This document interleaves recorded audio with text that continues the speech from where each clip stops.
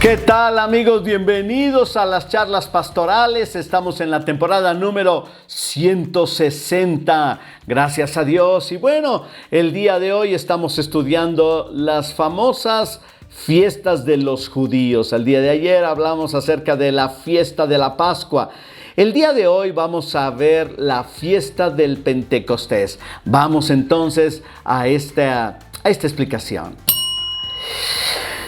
Dice la palabra de Dios otra vez, ¿no? El asunto de las fiestas de los judíos. Dice que también la fiesta de la siega, los primeros frutos de tus labores que hubieres sembrado en el campo. Esta es la fiesta del Pentecostés. También se le conoce como la fiesta de las semanas. ¿Por qué? Porque eran 7 semanas después de la Pascua, más un día, entonces daban 50 días. Estos 50 días, por eso se llama Pentecostés, de penta, 10 veces 5, 50 días. Y bueno, esta fiesta, ¿verdad? Regularmente sucedía al finalizar la siega del trigo, ¿verdad? Y en el tercer mes, esto es después del mes de abril, ¿verdad? Entonces, todavía hasta la fecha, algunas religiones y algunas iglesias y algunas personas celebran el día del Pentecostés, que más o menos en promedio, más o menos cae en el mes de junio.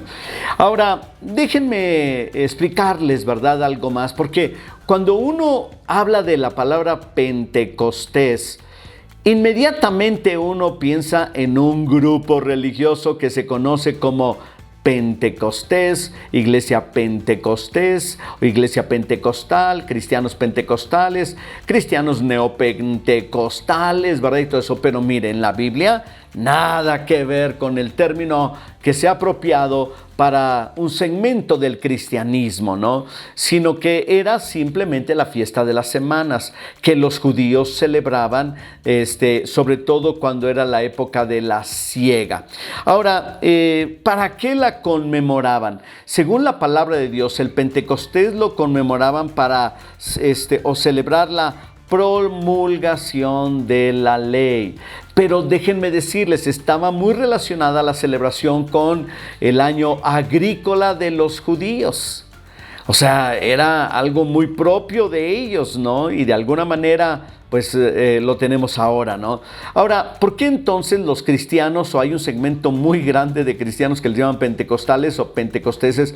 Porque el día, fíjense bien, el día de Pentecostés, o en un día de la fiesta del Pentecostés, cayó el Espíritu Santo. 50 días después del sacrificio de Jesús, entonces sucede la venida del Espíritu Santo. Y dice que estaban 120 sentados en un aposento cuando cayeron sobre ellos lenguas repartidas como de fuego. Empezaron a hablar en lenguas, hubo un gran estruendo, y eso se conoce como la venida, la caída del Espíritu Santo, la plenitud del Espíritu Santo.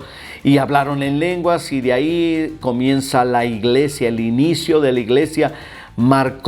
Fue marcado el inicio con un día especial para los judíos, el día de Pentecostés. ¿Debemos los cristianos celebrar la fiesta del Pentecostés? Pues no necesariamente tenemos que, pero podemos recordar algunas cosas, ¿no? De hecho, muchos cristianos celebran ese día, según el calendario judío, para reconocer y recordar sus orígenes de raíces pentecostales. Está bien, ¿no? Eso no tiene ningún problema. Fíjense que uno de los graves problemas que a veces encuentro en cuanto a las celebraciones de las fiestas de los judíos es la empecinada propensión o inclinación de aquellos judaizantes del siglo XXI a que los cristianos de la colonia, no sé, ¿verdad?, Martínez de San Luis Potosí, a fuerzas tengamos que celebrar, ¿verdad?, esas fiestas. Claro que no. Para empezar, los judíos, ¿verdad?, no solamente era un asunto nada más religioso, sino también era un grupo étnico quien luego se convierte en una nación, por eso es un grupo étnico, y luego también tenemos nosotros que es también parte de su cultura, su tradición y todo eso, por eso ellos lo celebran. Los cristianos podemos reconocer algunas cosas muy buenas de esas fiestas y reconocer la provisión de Dios. Pero de lo que yo quiero hoy compartirles, ¿verdad?, es de dos cosas. La primera es el asunto de la promulgación de la ley. O sea, en otras palabras, celebraban los judíos la promulgación, la entrega de la ley. La ley del Antiguo Testamento se puede dividir de alguna manera en la ley moral y la ley ceremonial. Esto es, todos los sacrificios, todas las fiestas, todo el sacerdocio, todas las costumbres, ¿verdad? Pues tenía que ver con la ley ceremonial. Pero también estaba dentro de esta misma ley de Moisés la ley moral. Por ejemplo, no tendrás dioses ajenos delante de mí, honra a tu padre y a tu madre, no robarás. Y bueno, eso y muchos otros, porque había leyes de la higiene, había leyes para los sacerdotes, había leyes de los sacrificios por el pecado, por la expiación, por muchas. Los judíos tenían alrededor de 600 mandamientos, ¿no? Bastantes, ¿no? Ahora, pero nosotros sí tenemos que reconocer que Dios nos dio una palabra y debemos nosotros obedecer su palabra y agradecerle al Señor e incluso hacer fiesta porque nuestro buen y gran Dios nos envió su palabra. Ahora nosotros tenemos el Nuevo Testamento. Los judíos